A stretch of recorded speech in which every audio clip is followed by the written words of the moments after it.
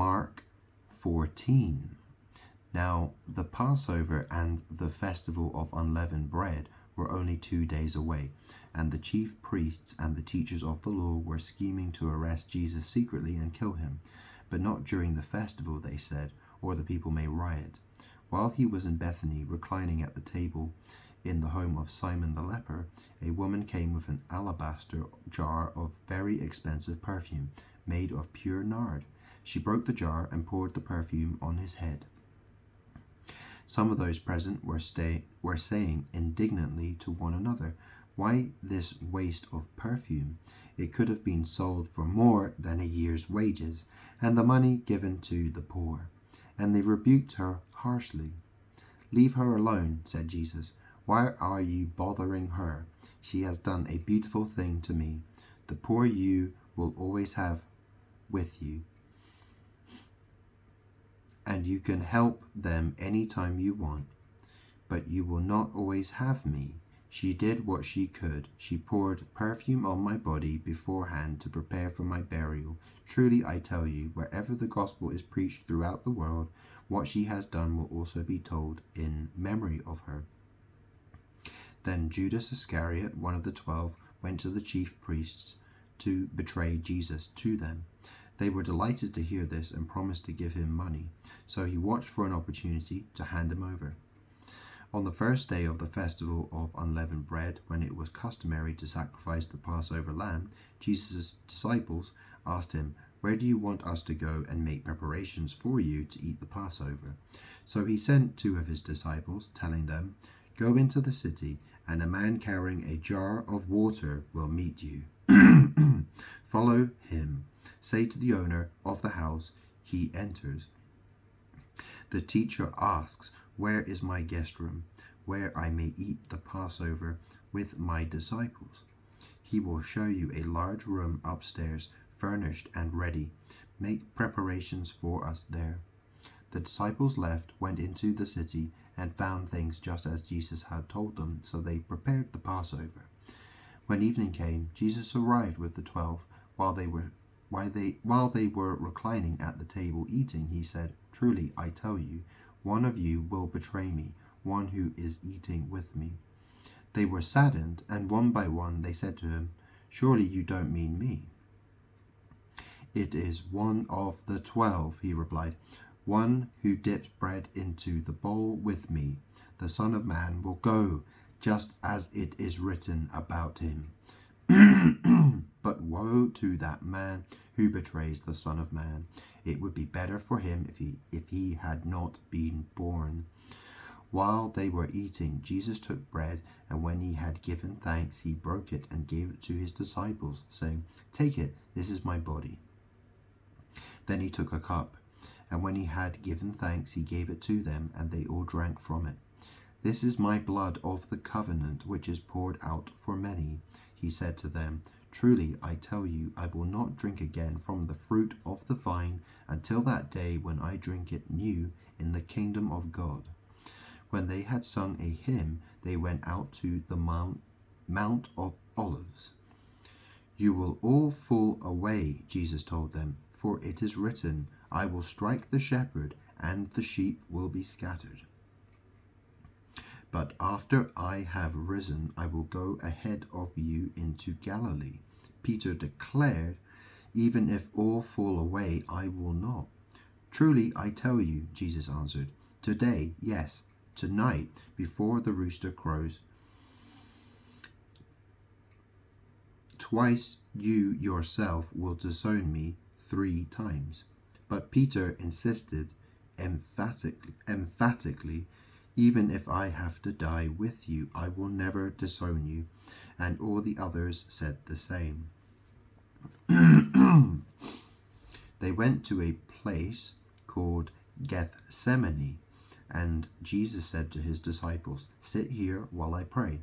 He took Peter, James, and John along with him, and he began to be deeply distressed and troubled. "My soul is overwhelmed with sorrow to the point of death," he said to them. "Stay here and keep watch."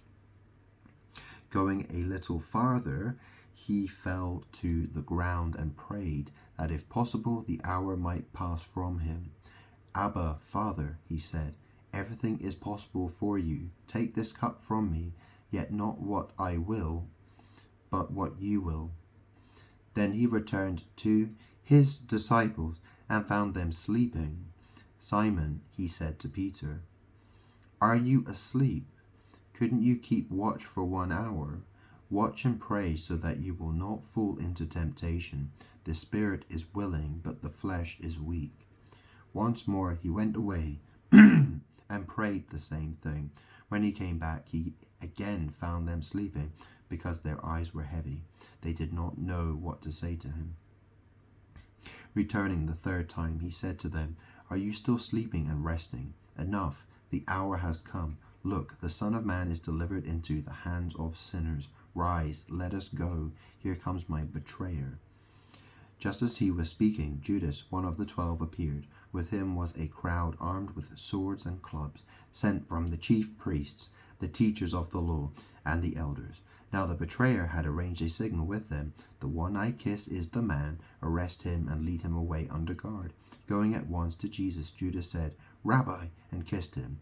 The men seized Jesus and arrested him. Then one of those standing near drew his sword and struck the servant of the high priest, cutting off his ear. Am I leading a rebellion, said Jesus, that you have come out with swords and clubs to capture me? Every day I was with you teaching in the temple courts, and you did not arrest me, but the scriptures must be fulfilled. Then everyone deserted him and fled. A young man wearing nothing but a linen garment was following Jesus. When they seized him, he fled naked, leaving his garment behind. They took Jesus to the high priest, and all the chief priests, the elders, and the teachers of the law came together. Peter followed him at a distance, right into the courtyard of the high priest. There he sat with the guards and warmed himself at the fire. The chief priests and the whole Sanhedrin were looking for evidence against Jesus so that they could put him to death, but they did not find any. Many testified falsely against him, but their statements did not agree. Then some stood up and gave this false testimony against him. We heard him say, I will destroy this temple made with human hands, and in 3 days will build another, not made with hands. Yet even their testimony did not agree. Then the high priest stood up before them and asked Jesus, Are you not going to answer? What is this testimony that these men are bringing against you? But Jesus remained silent and gave no answer. Again the high priest asked him, Are you the Messiah, the Son of the Blessed One? I am, said Jesus, and you will see the Son of Man sitting at the right hand of the Mighty One and coming on the clouds of heaven.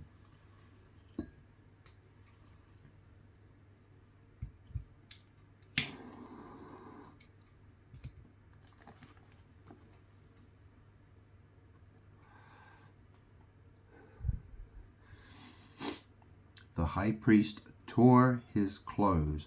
Why do we need any more witnesses? He asked. You have heard the blasphemy. What do you think? They all condemned him as worthy of death. Then some began to spit at him. They blindfolded him, struck him with their fists, and said, Prophesy. And the guards took him and beat him. While Peter was below in the courtyard, one of the servant girls of the high priest came by. When she saw Peter warming himself, she looked closely at him. You also were with that Nazarene, Jesus, she said. But he denied it. I don't know or understand what you're talking about, he said, and went out into the entryway. When the servant girl saw him there, she said again to those standing around, This fellow is one of them. Again he denied it. After a little while, those standing near said to Peter, Surely you are one of them, for you are Galilean. He began to call down curses, and he swore to them, I don't know this man you're talking about. Immediately the rooster crowed the second time. Then Peter remembered the word Jesus had spoken to him. Before the rooster crows twice, you will disown me 3 times. And he broke down and wept.